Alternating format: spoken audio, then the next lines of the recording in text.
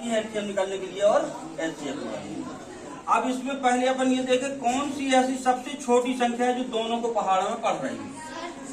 7 है। 2 से इसमें नहीं जाएगा, इसमें जाएगा। तो अपन ने पहले कौन सी आई 7, तो 7 एकम 7 और 7 का पहाड़ा 28 के लिए कितनी बार, कितनी बार, 4। ये 4। अब दूसरा अपने पास यहाँ 1 हो गया है। अब यहाँ चाहे 2 से करो और चाहे 4 से कर लो। 2 से करना है तो छोटा कर लो, 2 से कर लिए, 2 1 का 1 रहेगा, 2 दूनी 4। अब फिर 2 से किए तो 1 और 1।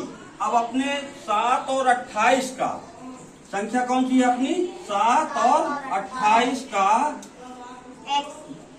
LCM। अब देख रहे यहीं से दोनों चीज निकलेंगे, ठीक ना। कौन से गुणनखंड अपने निकले, 7 2 2, 7 गुणे 2 गुणे 2 कितना हो गया, 2 दूनी और 4 सत्ते, ये क्या निकला अपना आंसर, क्या निकला LCM। अब इन्हीं संख्याओं का अपन को क्या निकालना है,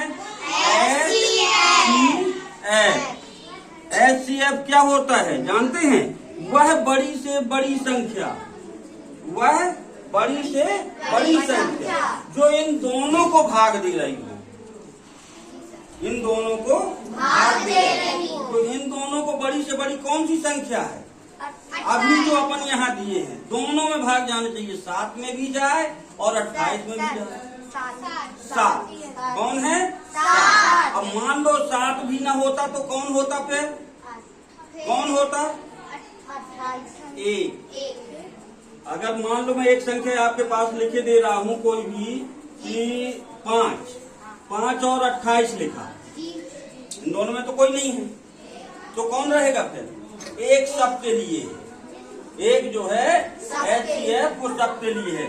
तो HCF 7 और 28 का, किसका 28, HCF बराबर कितना आया 7। अगर इसको अगर अपन और कह सकते हैं तो 1 गुणे 7, ये दोनों हैं तो 7 एकम 7, क्योंकि एक कॉमन शब्द है, ये दोनों में है, ठीक है ना जी सर। अब जब अपन इसका और इसका गुणा करेंगे, ठीक है, तो ये दोनों संख्याओं के गुणनफल के बराबर आता है। LCM और HCF का जब गुणा होता है तो जो 2 संख्याएं दी होती हैं उन दोनों संख्याओं के गुणनफल के बराबर होता है। और कभी भी ये फिर ध्यान कर लो कि HCF जो है LCM से छोटा होता है, कभी भी बराबर नहीं हो सकता। बराबर कब होगा, जब आप कह दो कि हमें 4 और 4 का निकालना है, तो 4 और 4 का LCM भी 4 ही रहेगा और 4 और 4 का HCF भी 4 रहेगा, 5 और 5 का बराबर रहेगा। तो ये दोनों संख्या बराबर है तो LCM तो आ जाएगी, वही HCF आ जाएगी। ठीक, आगे ये समझ में। जी सर। अच्छा, दूसरा इसी में जो सर ने कहा था कौन थी अपनी, 13 16 और 26, 13 16 और 26 का, उसका भी निकाल के दिखा रहे हैं। ये देखिए 13, ये 16 और 26। पहले अपन इसके क्या कर रहे हैं, गुणनखंड, क्या कर रहे हैं, गुणनखंड। अब सबसे पहले अपन क्या देखते हैं कि वो संख्या मिले जो 1 2 3, ये 3 संख्याएं में भाग दी है ना। अगर तीनों में नहीं दे रही तो फिर कितने में जाना चाहिए, कम से कम 2 संख्याओं में। तो एक ही तो ये 13 और 26 में भाग जा रहा है एक संख्या से, दूसरा या तो अपन दूसरी संख्या लेते हैं तो 16 26 को कर रही है, ठीक ना। तो अपन सबसे छोटी संख्या से पहले लेते हैं, तो अपन ने किससे लिया पहले, 2 से।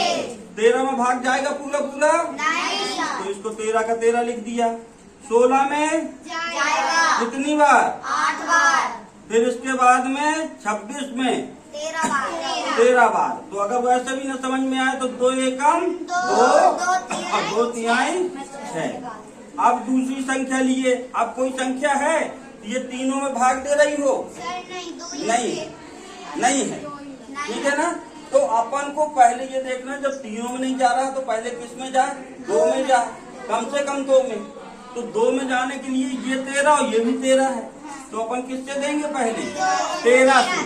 तो ये भी वो 1 हो गया, 8 का 8 हो गया और ये 1 हो गया।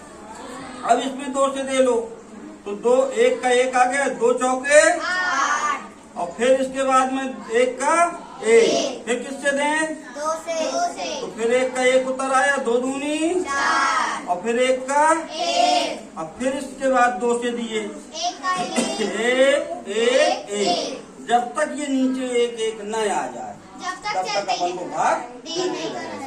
जब बड़ी कक्षाओं में जाएंगे तो जैसे यहाँ 8 आ गया तो एक ही संख्या है, तो यहाँ 8 लिख के आदमी कर देता है कि 8 का तो रह नहीं है, 2 दूनी 4 है, 4 दूनी 8, तो 8 ऐसे दे देते हैं। अब इनका अपन को क्या निकालना है? लघुत्तम, ठीक है ना। तो इनका लघुत्तम समापवर्तक किस किस संख्या का निकाल रहे हो? 13 का, 16 का और 26 का। कौन कौन से अंक आए अपने? 2 13 2 2 2। ये अपन ने लिखा 2 गुणे 13 गुणे 2 गुणे 2 गुणे 2। अब पढ़ना हमारे साथ टेबल है। 2 दूनी 4 दूनी और 8 13 बार पहाड़ा पढ़ना है, तो अपन 13 अट्ठे पढ़ ले। 13 अट्ठे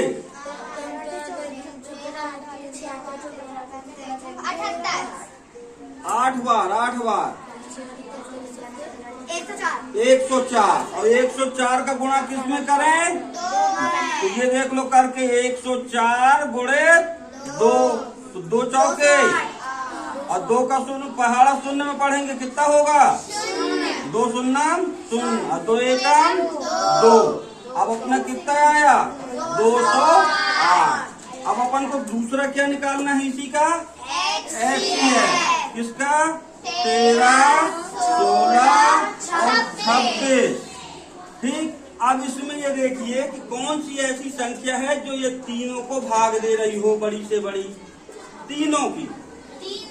हाँ, तीनों में कोई संख्या दिख रही है? यहाँ अपन 2 से दे रहे हैं तो केवल इन 2 में दे पाई है। अगर इसको दे रहे हैं तो फिर ये बच रही है। छोटी संख्या से। तो कौन सी छोटी संख्या है? इसके ऊपर एक छोटी संख्या लगी हुई है, ये देखिएगा 13 16 26। कौन सी छोटी संख्या है वो? 13। कौन सी छोटी संख्या है? 1 है। 1 का भाग 13 में दिए, 13 बार 1 का 16 में दिए, 16 बार 1 का 26 में दिए 26। तो ये 1 है जो इन तीनों को भाग दे रहा है। तो इनका HCF क्या निकल के आया? 1। HCF क्या निकलेगा इनका? 1 निकलेगा। आ गया समझ में? अब बन जाएगा। दोनों में अंतर समझ में आ रहा है ना? और बराबर की जो आपने बात किया है, बराबर का भी जब रहेगा HCF और LCF, जब अपन 2 संख्या बराबर लेंगे तो उसमें तो वो बराबर है ही।